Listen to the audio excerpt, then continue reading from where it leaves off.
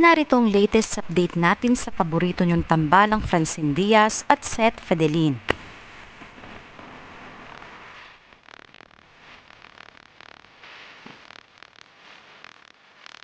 Trending ngayon ang hashtag na Protect Francine Diaz dahil sa sobrang galit ng mga fans ni Francine matapos magbalita ng mali ang Frontline News.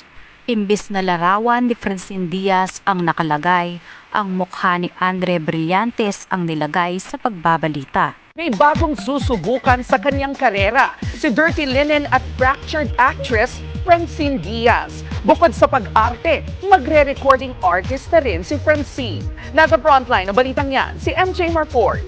Nabastusan ang mga fans ni Francine at galit na galit matapos makita ang balitang ito. Ayon sa iba, na sinasadya raw ba talagang ilagay ang mukha ni Andrea imbis na kay Francine.